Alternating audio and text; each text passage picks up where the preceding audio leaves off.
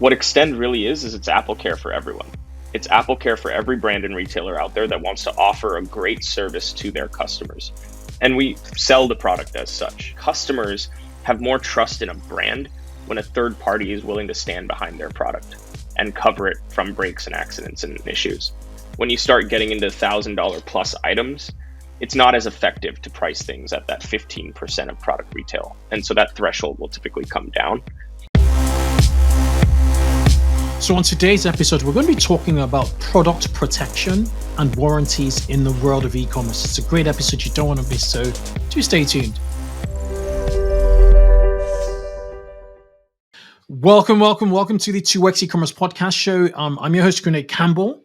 The 2X e-commerce podcast show is dedicated to digital commerce insights for retail and e-commerce teams. Each week on this podcast, we interview either a commerce expert, a founder of a digital native consumer brand, or representative from a best-in-class commerce SaaS product with a tight remit to give you ideas you can test right away on your brand. So if you want to improve growth metrics such as conversions, average order value, repeat customers, your audience size, and ultimately sales, we are here to help you sell more sustainably. That's our remit. Now, the episode you're about to listen to is an interview I had with the founder of a platform called Extend. They're actually extend.com. And what they do is essentially they've streamlined the deployment of extended warranties to the D2C world. He gave me a crazy statistic on I think it was Target, as to how retention, how just 2% top line sales were coming from extended warranties. Sorry, it was Best Buy, not Target. 2% of top line sales were coming from extended warranties, and 52% of top line margin came from the warranties, just selling warranties. So we talk about verticals, like app, key verticals. This lends itself, to in terms of the model and how to actually even increase, potentially even conversions, average order value, by having, warranty to the products you sell on your site. Very, very interesting conversation I had. He's full of, knowledge, his experience, ex-Stanford, grad. He's building, a significant company. I think their last raise was about 315 million. They've raised more than $350 million in venture capital, and they have a valuation of 1.6 billion in 2 years, employing over 500 people.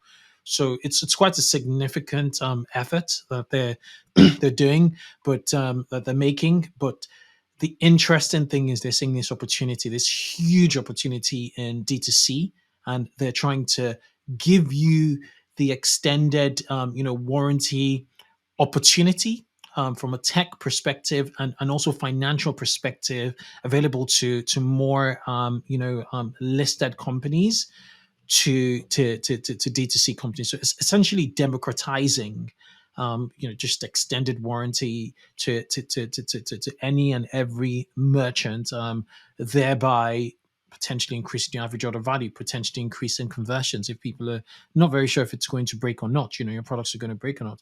So good conversation I had. All around, very, very, very friendly lad. Enjoy the episode, and I shall catch you on the other side. Cheers. Hey, Rohan, it's an absolute pleasure having you on the 2X e-commerce podcast. Awesome. I'm really appreciative of being here. Thank you. Fantastic. Let's go a bit, back to your background. Do you mind sort of giving us just a bit of telling us a little bit about you? Where you grew up, and what brought you to this path, technology? Yeah, totally. So yeah, I grew up in the Bay Area near San Francisco, so in the heart of Silicon Valley. I've been around technology my entire life. I'm actually extremely lucky. I have two parents that were entrepreneurs themselves and started a business in the semiconductor space, which was, the prime early technology days here in the Silicon Valley. But grew up in the Bay Area, was lucky enough to go to Stanford as well. So was around a lot of really smart, highly educated and extremely ambitious technology entrepreneurs there. And then actually started my first company directly at Stanford. So during my time there, worked in a variety of different classes around entrepreneurship, product design, business management.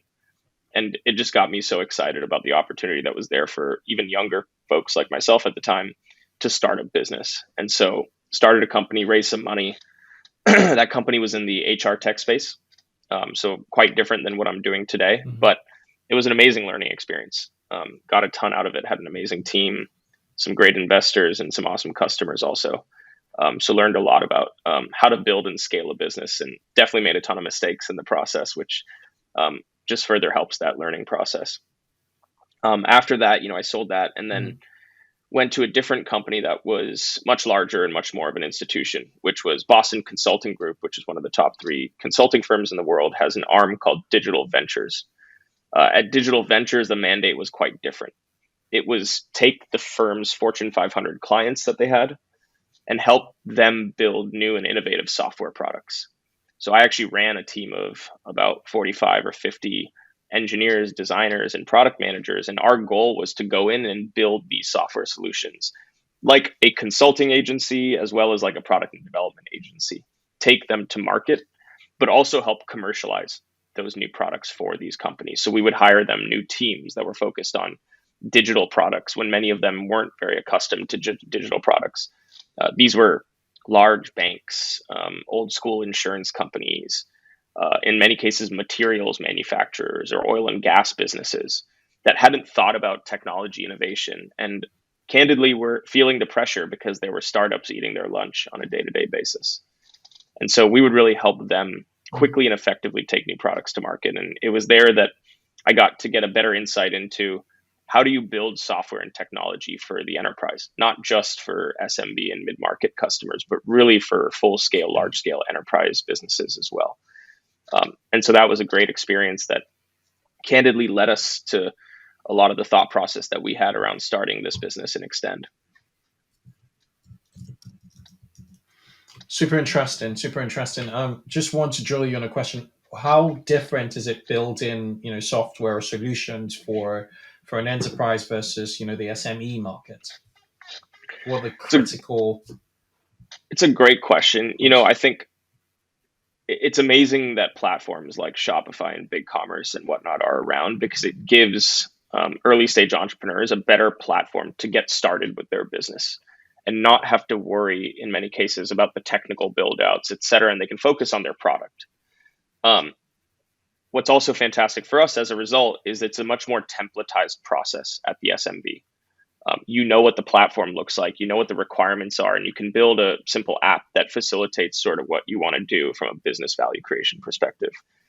At the enterprise level, it's almost always custom. And I don't mean that the programs are custom.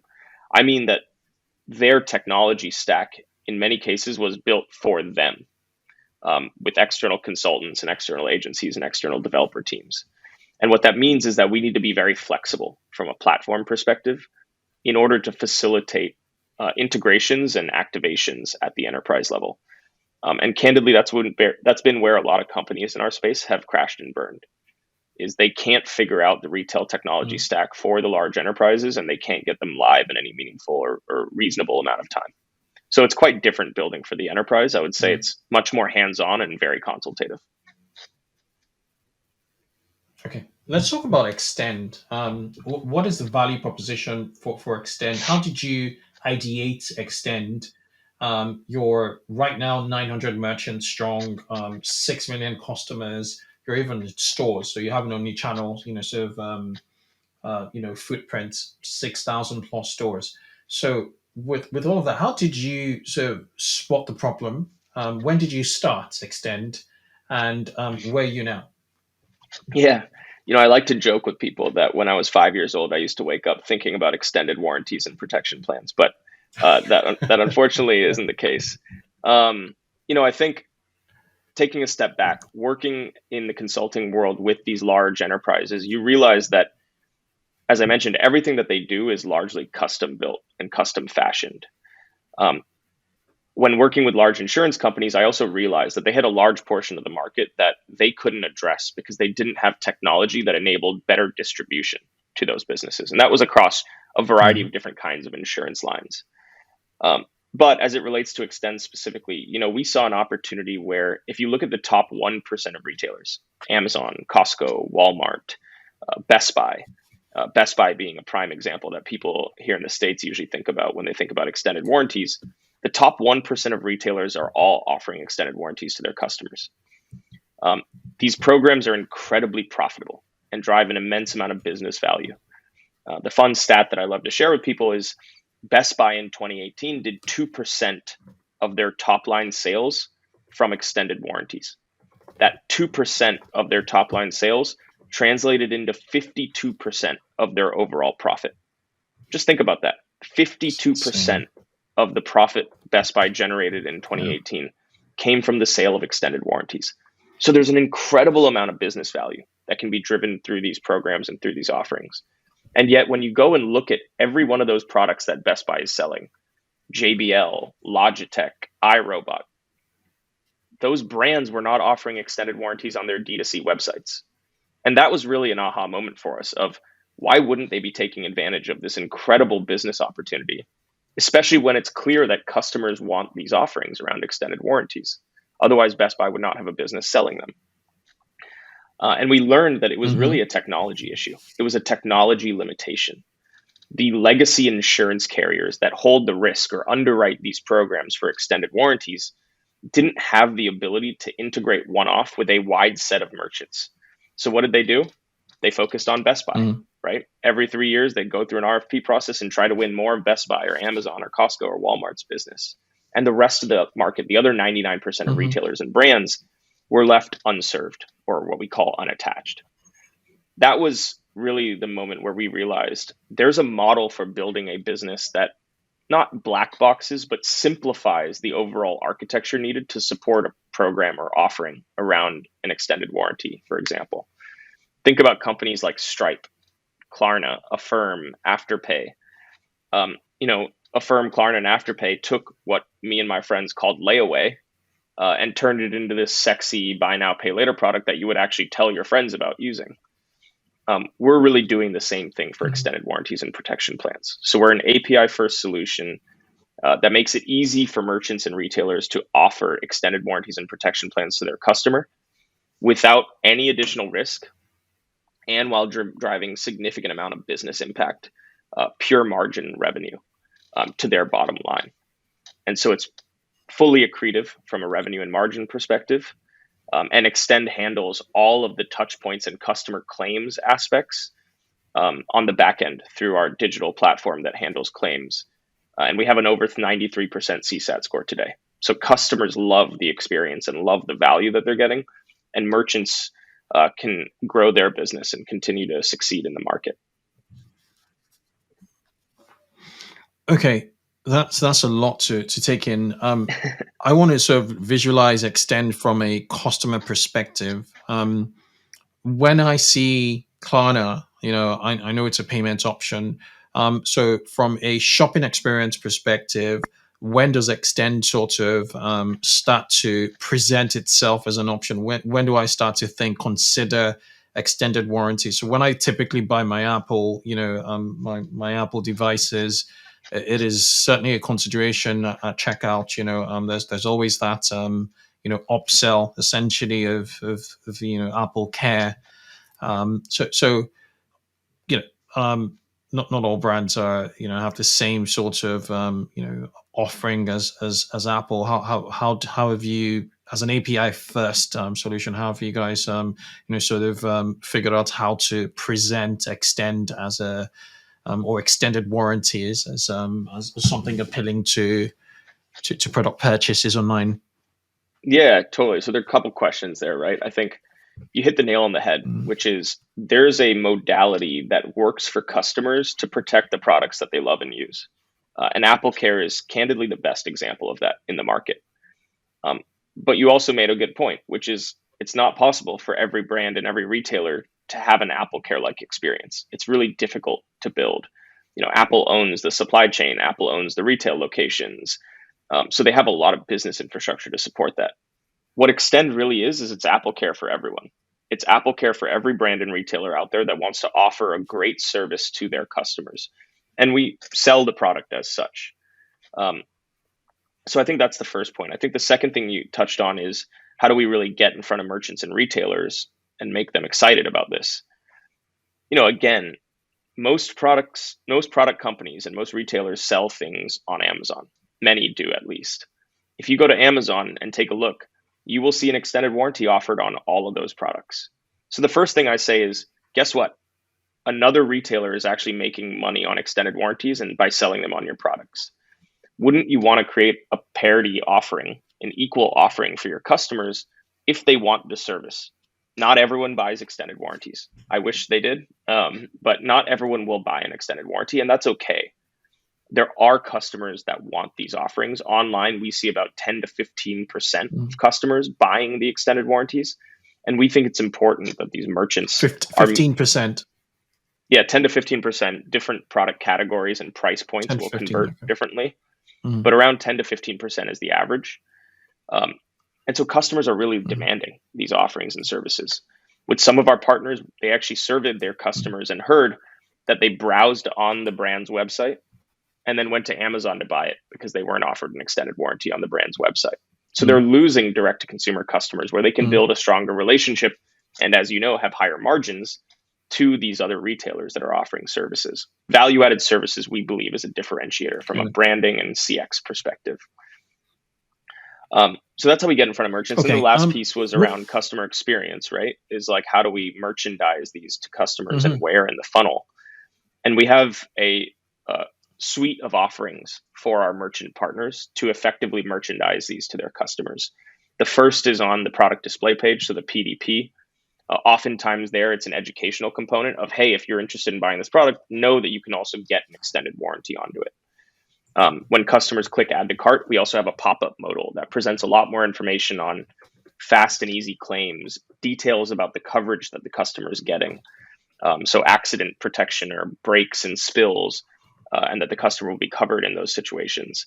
And then we have a final offer as well on the cart page. So a last ditch attempt if the customer hasn't made a purchasing decision yet to add the extended warranty there. And not only are we seeing 10 to 15% of customers adding it to the cart and buying, we're also seeing pretty significant increases to purchase conversion because of the presence of an extended warranty. One of our partners called BlendJet, if you're familiar with them, they're a cool little portable blender device that you can take some fruits in and veggies and make a little smoothie on the go. They saw, I believe it was an 11% increase to purchase conversion just with the presence of the extended warranty. And we sort of tried to dig in and understand what it was, and customers have more trust in a brand when a third party is willing to stand behind their product and cover it from breaks and accidents and issues. So a lot of interesting consumer psychology dynamics as well that we see within the purchase flows, but ultimately it's purely accretive revenue and purely incremental revenue that we're driving to the brand or the retailer. Yeah, I really like what you guys are doing. You're almost like infrastructure at from an extended warranty standpoint, where you're first to market and dominate in that space until you become a brand, where it's de facto. I have a question around verticals. And retail obviously is huge. So what verticals lend themselves best to extended warranties, and also are you seeing average order thresholds? So for more considered purchases, so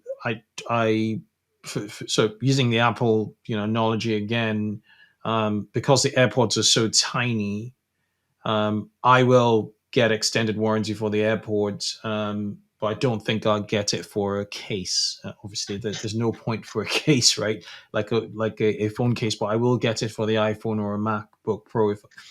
So what kind of thresholds and what kind of product categories or verticals are you really thriving and hitting that 15% attach rate for buying extended warranties?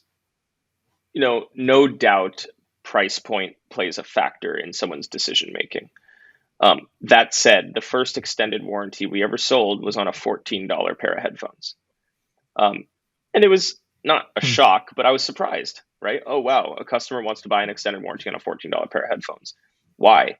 It's also because we price much more efficiently than traditional players in this space. So for a $14 product, that extended warranty only costs $1.99, for example. So it's on a relative basis priced to the product's retail value. And so it becomes at the low end of the AOV threshold, sort of a why not decision for the customer. If something happens, I'll be taken care of and it's cheap. That said, performance is definitely better at higher AOV thresholds. So I would say $100 plus items, we see much better conversion on. And then when you start getting into the top end of the market, we work with folks like Peloton and iRobot and others, you definitely see even higher performance in those thresholds. I think from a product categories, sorry, go ahead. So please go for it. No, go for it. From a product categories perspective, we get this question a lot. I think the better question is, what can't you cover with an extended warranty? Things like apparel, things like food and bev, generally consumables, you can't cover. But you can cover a wide variety of things. Electronics being something that people are super familiar with. Furniture is a massive category for us. So furniture and mattresses, we work with many of the leading mattress and furniture companies here in North America, including folks like Nectar, Purple, Satva, and others, as well as retailers like Z Gallery and One Kings Lane. Jewelry is a massive space for us. So we work with both sort of fashion jewelry companies as well as fine and engagement jewelry companies, including folks like Z Gallery, Brilliant Earth, and others. Brilliant Earth's a massive online retailer of engagement rings and high-end jewelry. Other categories like glasses and sunglasses is a big area for us. Auto parts, we work with Advanced Auto Parts, and we're live in over 4,000 locations with them, as well as online retailers like Jegs and Real Truck that sell aftermarket and performance auto parts, as well as wheels and tires. So the list goes on. We could sit here all day talking about what we can cover. And I think that's what's really awesome is sometimes people are surprised by how much we can cover. And it's also because we're a vertically integrated company. So because we underwrite ourselves and we hold that balance sheet exposure, we can build programs that cover new and different product categories as well. Right. Okay. So you can extend the use cases essentially. Right. Question I have is like expected, bump in the more or less, is there like a 10, is it typically from the example you gave with the $14 headphones, whereas like, just over $1. So does warranty tend to be about 10% of the value of the total order or of the product, price, or do you have other ways of calculating what warranty or extended warranty they're going to pay for? Yeah, I would say it is definitely dependent on the product category and the product vertical, and that price point on average is about 10 to 15% of the product's retail price. However, as you start going up in AOV, the extended warranty price point doesn't match it linearly. When you start getting into $1,000 plus items, it's not as effective to price things at that 15% of product retail. And so that threshold will typically come down. But overall, what we see is online, we drive about a 2 to 2.5% top line increase for the brands and retailers that we work with, which is pretty significant. A large portion of that being pure profit for the brand or retailer. Right. So when you generate the funds, what happens to the funds? What does Extend keep, and what do the merchants keep? Is there a share, or how do merchants who keeps the monies? Yep. So the money is captured by the merchant, right? They're taking payment and transaction from the customer. And we don't want to create a fragmented experience for those customers. So it goes all through the eCommerce or retail sales channel and through their payment processor. As soon as they capture the funds on a monthly basis, we send the merchant an invoice for all the transactions, less the merchant's revenue share. So every merchant that we have in our book takes a percentage of the total retail volume of extended warranties sold. And that percentage is pure profit that goes straight to their bottom line, because Extend holds all of the risk and performance obligations on that on that policy effectively, and we handle all of the claims on the back end. Okay. So what is what's the payout like in percentage, terms, or what's the range if there's Yeah, any it two depends merchants? on what product we're covering, for example, because the cost of the actual premium or the insurance, if you will, despite it not exactly being insurance, looking at it like insurance, there's a premium that we effectively hold, and that is so that we can pay out claims. So it depends on the product category. For example, cell phone coverage is quite expensive from a premium perspective because we carry it around everywhere. We drop it every single day. At least I know I do. So it's different based on different product categories. I would say on average, merchants are taking about 40% of the total retail volume as pure profit that goes straight to their bottom line. Not bad at all. And what about the claim rate? What kind of claim rates? I know this is nuanced. It definitely depend on industry or on category. Yeah, it depends on industry and category. It also depends on coverage type. We have multiple different kinds of offerings that we have in the market today. For example, one will cover accidental damage and breakage. So that's me being an idiot and dropping my phone and cracking my screen. So accidental damage programs typically will have a slightly higher claim rate. Whereas we also have more traditional extended warranties. So for the TV that's sitting on the wall in my hotel room right now, there's not a whole lot of accidental damage that a mounted TV is going to experience. What you're largely focused on is breakage from a mechanical or electrical perspective. And so in those cases, we offer extended warranties, which are extensions of the manufacturer warranty that already covers on that product. Overall, claim rates typically come in anywhere from like 3 to 7%. Is sort of a benchmark that you can use.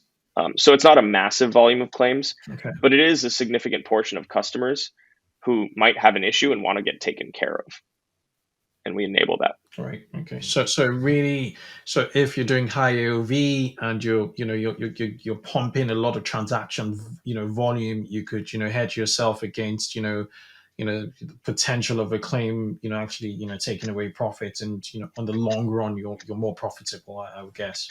Yeah, I mean, in especially OEMs, right? So brands themselves. A lot of those companies, when they make a sale, they're reserving 2 to 3% of the transaction value on their back end from an accounting perspective in order to process and service claims that are going to come in. And so in many cases, we're able to reduce some of that exposure and that risk and help them recognize more profit early on too, which from a financial perspective can really support growth from a business side. Okay, makes a lot of sense. I want to sort of cover a conversion rate optimization, from the lens of a CRO person. What are the benefits? What are the conversion benefits of having an extended warranty, particularly to the categories and industries that lend themselves best to extended warranties? Yeah, I mean, at the end of the day, we're offering customers peace of mind. And peace of mind at checkout is answering a question that they have around what happens if something goes wrong. Whether I'm buying a couch or I'm buying an iRobot Roomba or I'm buying a phone or a laptop, different product categories introduce different fears to a consumer of if I'm spending $200 or $500 or $1,500 on buying this product, what happens if something goes wrong with it? Answering that question at the point of sale by the merchant enabling that customer to answer that question at the point of sale of, oh, I can be covered if I buy this extended warranty, can really, really dramatically increase conversion. We have a case study published, so I can share some of the data. We have this merchant that I mentioned called BlendJet that sees an 11% increase in purchase conversion just with the presence of an extended warranty offer. Seeing a third party is willing to stand behind their product and cover it from accidental damage and breakage gives customers more confidence to buy. And so there's some really interesting consumer psychology and behavioral elements of extended warranties as well that can also be accretive to the rest of the business. And guess what? That's not something that we charge for from a conversion uplift perspective. It's just a byproduct of our solution. Okay, I'm going to wrap up this conversation by asking you what your thoughts are on, so for a mature OEM company doing direct to consumer in today's world, what API first solution should be in their stack towards driving that peace of mind and conversions eventually for customers. That there's Extend, obviously, but what other apps in this ecosystem are you really impressed with and helping direct to consumer e-commerce? Yeah, totally. I think there's foundational elements of a technology stack for a brand or a retailer. And I think what people are noticing more and more these days is if they want to turn on and test new solutions, not every solution will work for every business, right? That's just the reality. But if they want the ability to test rapidly, like software companies do, like we do all the time, you need to have a foundational tech stack that supports that. We see a number of OEMs as well as retailers that live on extremely antiquated systems, whether it be ERP system, order management system, CRM systems, etc. So I think there's some foundational technology pieces that take time to implement properly and well. But once you have that baseline, you can start to, and I hate the buzzy innovate and disrupt type Silicon Valley buzzwords, but you really can start to deploy new services to customers and test those rapidly, which is ultimately where I think people need to get to run a successful business. So that's on the foundational and sort of platform side. I think if you think about the funnel and the journey from a customer perspective, there's a lot of stuff. With all the iOS changes, I think customer acquisition costs are going up pretty dramatically for a lot of brands and retailers from a marketing spend perspective. So how are they thinking about more targeted and more relevant ad campaigns? And there's a number of companies out there doing that. Not a space that I'm super familiar with, candidly, but something that I know a lot of our partners think about on a day-to-day basis. And then you have the actual e-commerce solution too. Depending on what type of products you sell, right? You may want to explore headless solutions that give you a little bit more flexibility and customization of what that customer experience looks like through the purchase funnel. We talked about buy now, pay later.